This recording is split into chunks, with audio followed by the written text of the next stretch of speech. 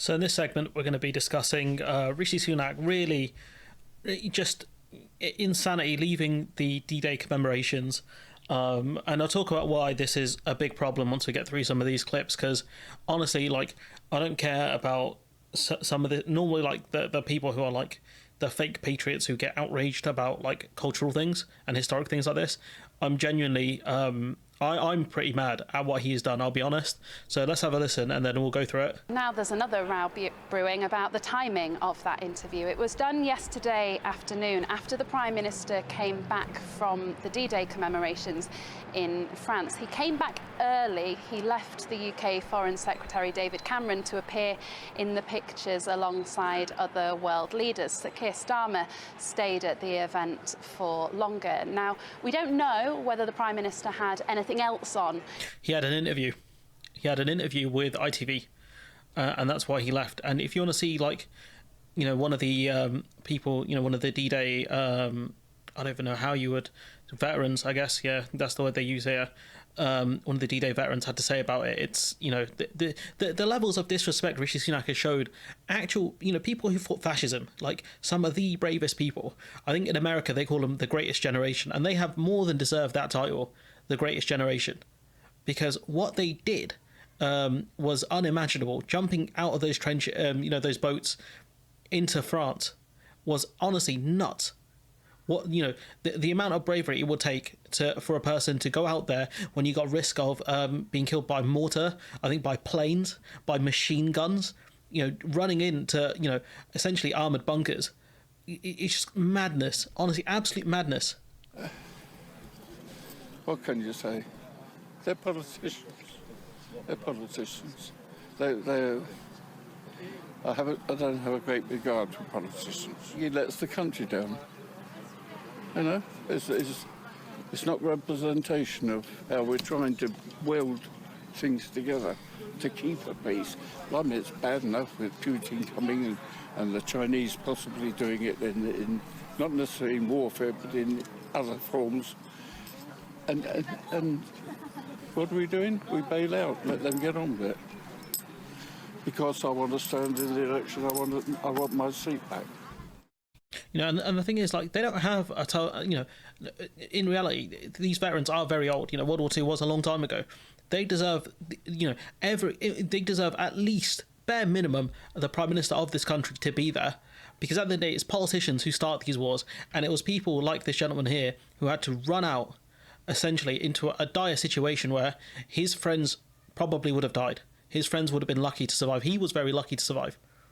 He would have lost, you know, these soldiers would have lost a tremendous amount of friends, family members, you know, to go through what they went through. And for Rishi Sunak not to turn up is honestly one of the worst kind of things I think he has done as Prime Minister, outside of austerity, which has killed people, outside of the NHS cuts, which have killed people, outside of kind of the financial damage. Like, the amount of disrespect he has shown for veterans, especially the ones who fought in World War II, is incredible. Incredible. And you've got, you know, the usual characters trying to defend this.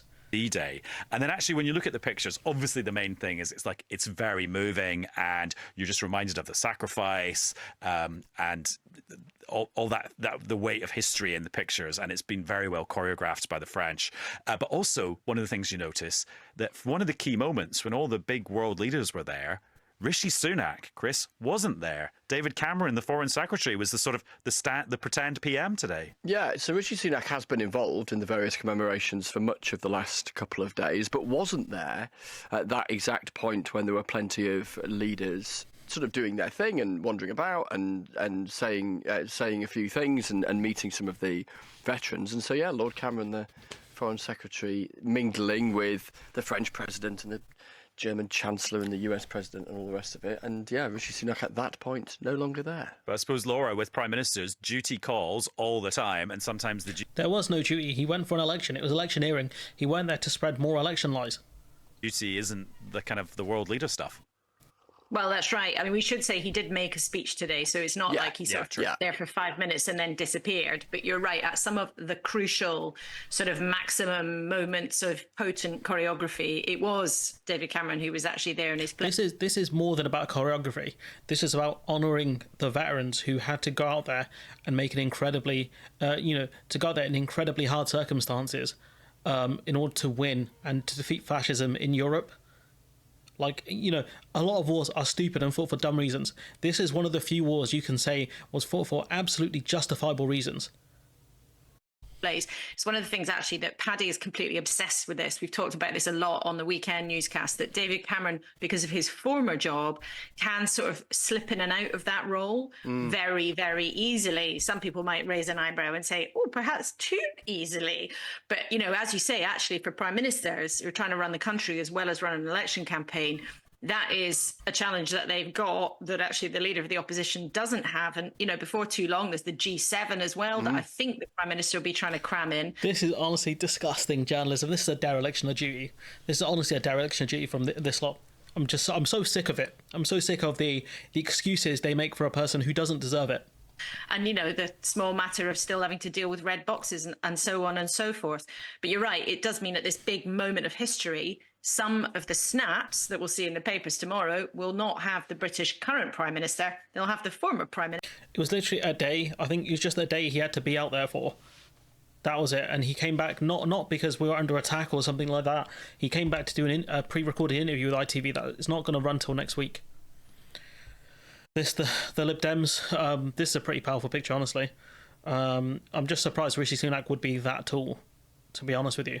Then again, Macron's not that tall, but yeah, no, I would have made him shorter, to be honest with you.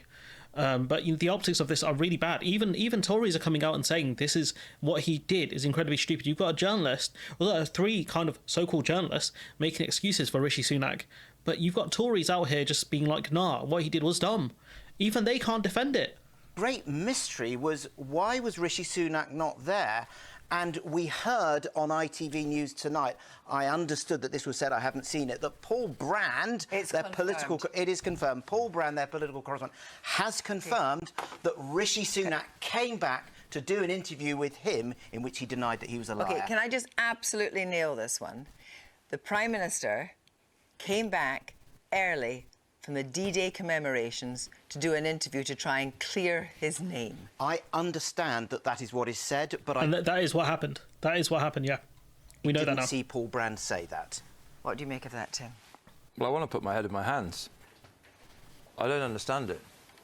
Look, I don't want to prejudge this. If there is something in like Rishi Sunak's family that he had to come back for, we do not know for sure. No, but Paul Brand is saying that he did come back. Well, if he came back for an interview, today was a political interview from the D-Day commemorations, that is indefensible. So absolutely indefensible. Paul Brand, to be clear, is saying that is the slot that ITN was offered. ITV was offered. That was the slot that Sunak's team offered. Honestly, yeah, the people on Sunak's team are the worst to ever do it in the history of politics. In the history of the game, right, in at least British politics, this is the worst team ever assembled to run a campaign. I don't know what Lebedeau and whoever else these so-called geniuses are, but these people are complete idiots. They're complete clowns. They are not clowns, they're the entire circus, because they have run one of the worst campaigns and they've disrespected people they should never, never have disrespected. Whoever is making these decisions trying to appeal to old people, do you really think this is going to appeal to the boomer generation, which you're so desperate to appeal to? Because I've been guilty of it as well. You can talk about the over 65s. That includes that World War II generation. And so we shouldn't say over 65s. I'll stop saying over 65s because it's not fair to that generation, the greatest generation. But does Sunak really think this decision is going to appeal to the baby boomers? Really? Do you think this is what they want to see? A Prime Minister abandon D-Day commemorations to do an interview to deflect from the fact that he lied on national TV about Labour increasing taxes by £2,000? Really?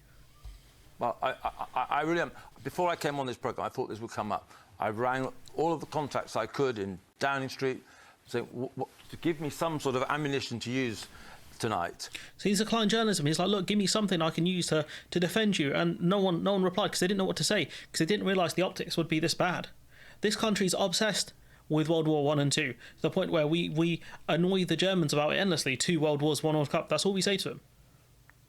Did you think by abandoning one of the big celebrations of World War II, did you think that was really going to appeal to anyone? And I've got no response. I don't think they know how to defend what has happened. Unless it is a personal tragedy, and I believe what you just said, it's extraordinary that the Prime Minister of the United Kingdom, at a time where the King, he's advanced his medical treatment, so he was there. This is going to be the last commemoration where survivors, a big commemoration, where survivors will be present. I think it's political malpractice of the highest order. This is political seppuku. This isn't malpractice. This is seppuku. That's what this is. And he apologised. Sunak apologised for it. Events in Portsmouth and France to honour those who risked their lives to defend our freedom and our values 80 years ago. The itinerary for these events was set weeks ago, before the start of the general election campaign, and having participated in all the British events with British veterans, I returned home before the International Leaders event later in the day. On reflection, that was a mistake, and I apologise. I think it's important, though, given the enormity of the sacrifice made, that we don't politicise this. The focus should rightly... You politicised it because you wanted to do a politicised interview with someone from ITV. You have politicised this event. You can't get mad at people and say, oh, don't make this political. Everything you do is political, and you have politicised the D-Day event, the D-Day commemorations. This is disgusting, this level of deflection here. Be on the veterans who gave so much. I had the honour and privilege of speaking to many of them and their families. They don't hold you in high regard, pal. Based on what that clip we watched there, they do not hold you in high regard. And all you've done is lower their expectations further. Hearing their stories, expressing my gratitude personally to them, but I'm someone who will always admit when I've made a mistake. That's what you'll always get from me. I mean, that's Cap as well. We've gone over that one. He lies consistently. I'd say, Prime Minister, you sound more exasperated than apologetic. These men made the ultimate sacrifice, and you couldn't even sacrifice a whole afternoon.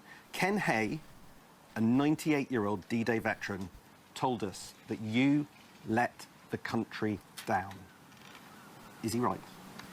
I participated in events both in Portsmouth and in France over 2 days because this is an incredibly important moment for our country to commemorate the sacrifice of all of those and their service. And it was a real honour and a privilege to meet many veterans and speak to them and their families, hear their stories, express my gratitude to them, and build on our record of making sure that this is the best country in the world for veterans. I mean, this country's washed for veterans. You didn't even include the veteran ID for election ID. This country is not good for veterans. We don't have the mental health care. We don't have the physical health care that they need. The MOD is a complete joke. So the idea that this country is the best country for veterans, get out. This is him. My source is that I made it the fuck up. Didn't care, did you? No, I cared deeply. Then why didn't you stay? As I said, the itinerary for these events was set weeks ago, before the general election campaign. You set the general election campaign. You set the date for it. So you knew these would clash, and you chose to do that interview with ITV. That's on you. I thought you said you would always take responsibility and apologise. Well, it's about time you take responsibility. That's on you. Stop blaming the scheduling and all this stuff. If it was done weeks in advance, then you should know when you expected to be in France. Participated in events both in Portsmouth and in France, and having fully participated in all the British events with British veterans. So the kick it to 125 because this man's driving me nuts. I returned home before the International Leaders event. That was a mistake, and I apologise for that. But I will always be proud of our record in supporting veterans here in the UK. We have a dedicated Office for Veterans Affairs, the first Veterans Minister sitting in Cabinet, and a range of programmes to support them. You're a Minister for Common Sense. These are just to placate people. You'll never make any real change for these people. Health, housing, employment needs. That's something that I've worked very personally on because it's personally important to me. And as I said yesterday and the day before, I had the privilege of speaking with many veterans and their families to express my personal gratitude to them for their service to our country and to honour what they and their colleagues have done for us. I'm told your team considered cancelling your attendance at the entire event yesterday. Your team denies this. I'm told by sources that denial is a flat lie. So can you clarify for viewers, did you or anyone around... Imagine, Joe Biden, old man Joe, came all the way from America for these events, My man couldn't even fly to France to France, the near side of France, for these events. Like, is this the guys who are these conservative patriots and whatever you claim to be, right? Is this really your man? Is this really your guy?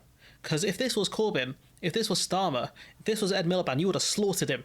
You would have slaughtered him. You'd have called him unpatriotic. You would say he doesn't have the right to lead this country. Is this your man right here? Man who's consistently made mistakes, wasn't even going to turn up to an event.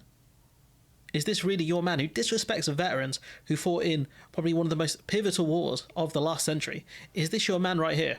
Around you ever consider skipping the Normandy Convention? That's simply not right. The itinerary for these events was set weeks ago before the general election campaign. Of course I was always scheduled to participate, both in Portsmouth and in France. I was proud and privileged to do so, to have the honour of meeting with many veterans and their families, to express my personal gratitude. This man's going around in circles. I'm sorry, like, I can't. This guy's a joke. And you've got here, Tories, this person here, Kevin Schofield, a HuffPost, saying Tories I've spoken to have described Rishi Sunak leaving the D-Day ceremony early as cataclysmically bad, defies belief, and for a Prime Minister to apologise for such an embarrassing gaffe during an election campaign is political suicide. Because it is. Sunak, as we mentioned earlier, said don't politicise it. On reflection, it was a mistake. Blah, blah, blah, blah, blah, blah, blah. Screw this guy. And, like we said earlier, the reason Sunak left the D-Day ceremony was for a pre-recorded interview where he doubled down on a proven lie. It's a shameful dereliction of duty, and the British public should ask themselves about a man who decides to make that decision in the first place. Facts. This is what Starmer had to say about it. Clip to play you now from the leader of the opposition who's been speaking to journalists. Let's have a listen. Rishi Sunak's apologised. Do you believe his apology? Look, he'll have to answer for his choices. For me, He's apologised. Those are his words. Do you believe it? He'll have to answer his own choices. For me, the only choice was to be there. It was a humbling day to contemplate the bravery individually of those, many of them teenagers, running up the beach under gunfire, not knowing whether they would succeed or fail, and then to sort of think about how hard that must have been, to then see the veterans and say thank you. I thank them on behalf of the Labour Party and the country, and on behalf of my children actually, who were freely going to school yesterday because of the contribution that they made, the sacrifice they made, and their colleagues. For me, it was really important to be there for the whole day, paying my respects. That was the only choice I was going to make. The Prime Minister really will have to answer for his choices. It's a good answer. I would have stuck the knife in, but I think that was enough. And I don't give Sam a lot of credit because most of the time he doesn't deserve it. But for this one, I'll give him the smoking the Sunak pack for this one. A senior Tory advisor has quit over Rishi Sunak skipping the D-Day event, saying, while I embrace a conservative philosophy, I'm no longer willing to have it outsourced to a bunch of mendacious, incompetent and disreputable clowns. Country before party always. Sounds like I would have written that last line there. Disreputable clowns. Honestly, I'm just flabbergasted, stunned. I cannot believe a Prime Minister of this country, especially a Conservative Prime Minister, would do this. And, normally you wouldn't hear this kind of stuff from me, I think, but, to disrespect these war veterans, they probably won't see another anniversary to commemorate D-Day. They probably won't. A lot of them are very old. Healthcare system is ass, so I doubt they would even get priority healthcare or anything like that. And to kind of disrespect them, given what they sacrificed, it just baffles me. This is objectively political seppuku. That's what this man did. He might as well, honestly, I don't want to go into detail of that word, but this is honestly just a complete disaster for a Prime Minister to just even think about skipping it. It's just nuts. If you're a right winger, if you're a Conservative, is this your man? Honestly, are you actually going to vote for him? Because I thought you guys were meant to be proud of the country, and yet your guy skipped out on events celebrating one of the country's biggest feats, one of the ones where we actually contribute positively to the world. Honestly, stings, doesn't it? Baffled. I don't even have the soundboard for this. I don't even want to just press it because I meant to use this for more comedic effect, but just wow. Anyways, let me know what you think in the comments below. Like, comment, share, subscribe, support the channel on Patreon if you can, and hopefully I'll see you in the next one.